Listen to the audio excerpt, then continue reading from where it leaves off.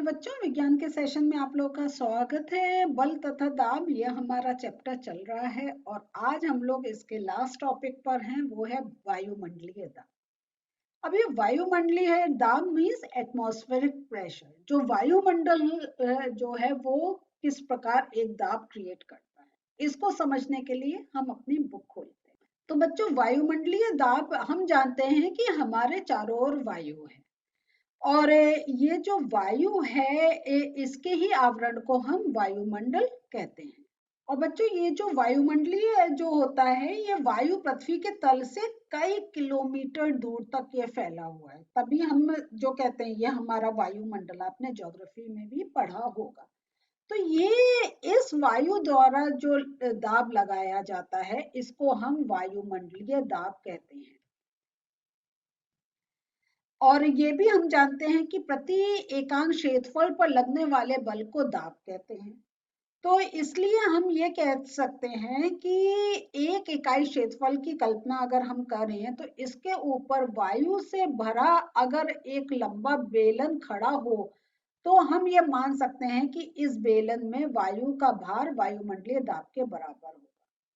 तो ये देखिए, यहाँ अगर हमें इकाई क्षेत्रफल का वायु स्तंभ का अगर हम एक लेते हैं और इसके अंदर अगर हम ये देखते हैं कि इसके अंदर, क्योंकि हर खाली जगह वायु प्रेजेंट है, तो अगर हमने इस प्रकार कोई एक सिलेंड्रिकल कोई चीज ली है और उसके अंदर वायु है तो उस पे जो एक वो प्रेशर देगा वो उतना ही देगा जो वायुमंडलीय दाब के बराबर होगा। तो इसके ऊपर वायु से भरा एक लंबा बेलन अगर करें तो इस बेलन में वायु का भार वायुमंडलीय दाब के बराबर होगा।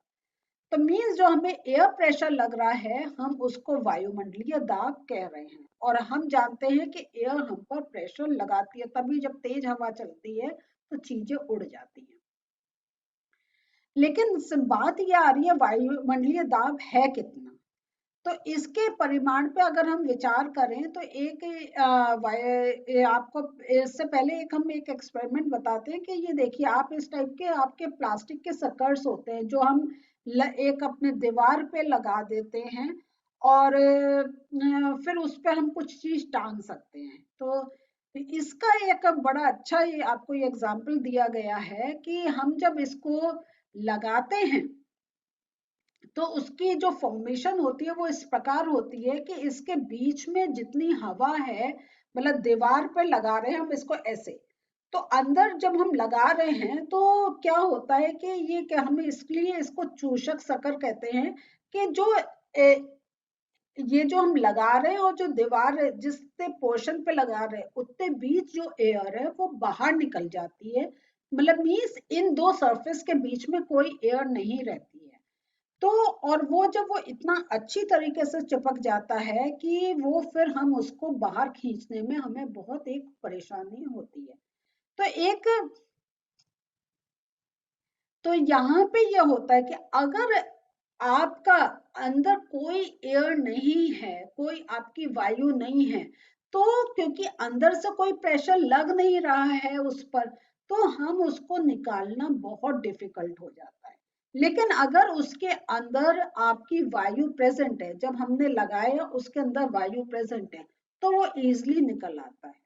तो इसका ये अर्थ हुआ कि वायु जो है वो एक दाब अंदर से देती है। अगर वायु नहीं होगी तो अंदर से दाब नहीं होगा, अंदर से दाब नहीं होगा तो वो चीज निकालनी डिफिकल्ट हो जाती है।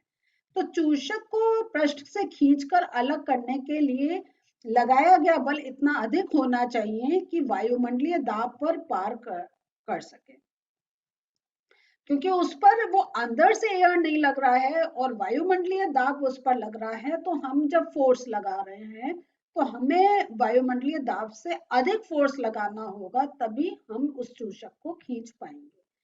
तो इस क्रियाकलाप से हमें क्या पता चलता है कि वायुमंडलीय दाब के परिमाण का अनुमान हमें इससे लग गया है कि कितना एक सिंपल चूषक है और उसमें अगर वो वायुमंडलीय दाब उस पर लग रहा है तो हम उससे दीवार से अलग करना हमारे लिए डिफिकल्ट हो जाता है।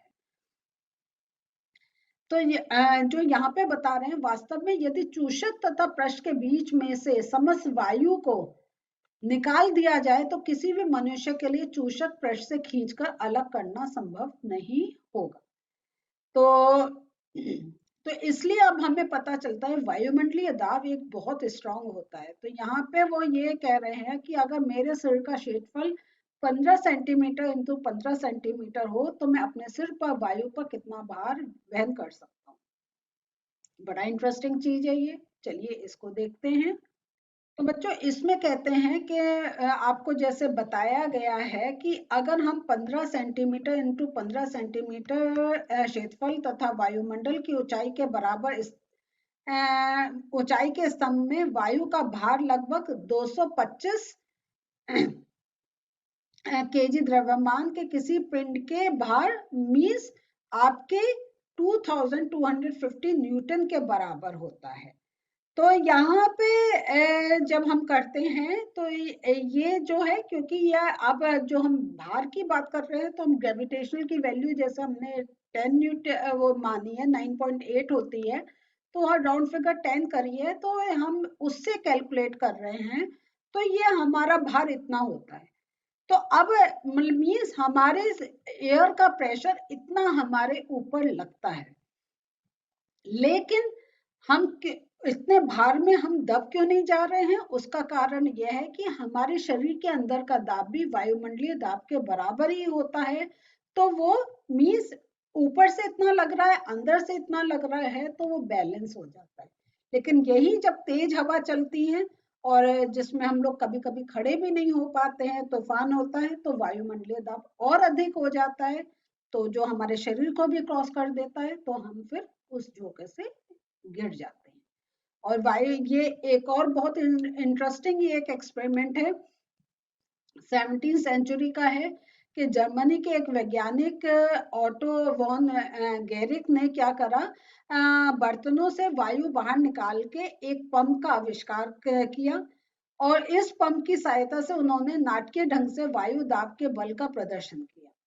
उन्होंने क्या करा कि धातु के 2 खोखले उन्होंने अर्धगोले लिए जिनका व्यास था करीब 51 सेंटीमीटर, और इन गोलों को उन्होंने एक साथ जोड़कर और ऐसे जोड़ा कि उनके बीच की जो वायु थी वो सारी निकाल दी, और 8-8 घोड़ों को उन्होंने विपरीत दिशा में उसको खींचने को कहा, लेकिन वो इतना फोर्स लगाने के बाद भी ये गोले अलग नहीं हो पाए।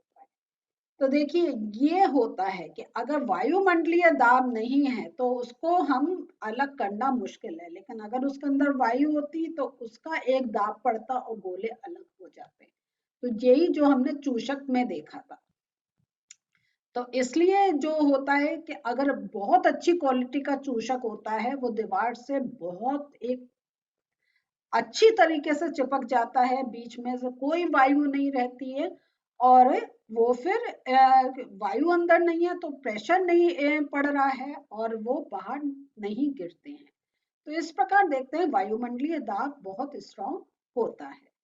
तो चलिए आज के नोट्स देख लेते हैं सेशन एंड करने से पहले। तो वायुमंडलीय दाब, वायुमंडलीय वायु द्वारा लगाए गए दाब को वायुमंडलीय दाब कहते हैं, या हम कह सकते हैं वायुमंडलीय दाब पृथ्वी के वायुमंडल में किसी सतह की एक इकाई पर उससे ऊपर की हवा के वजन द्वारा लगाया गया बल होता है। तो बेसिकली बच्चों वायुमंडलीय दाब जो हमारा वायुमंडल है, वो जो गैसेस हैं वो एक दाब हम पर डालती हैं जिसको हम वायुमंडलीय दाब कहते हैं। तो ये हमारा सेशन था आज का, जो हम अब यहीं रोक रहे हैं, और इसके साथ साथ हमारा ये पार्ट भी कंप्लीट हो गया है। इसके बाद मेरा एक और सेशन होगा जिसमें हम प्रश्न उत्तर डिस्कस करेंगे। मिलते हैं फिर से, बाय।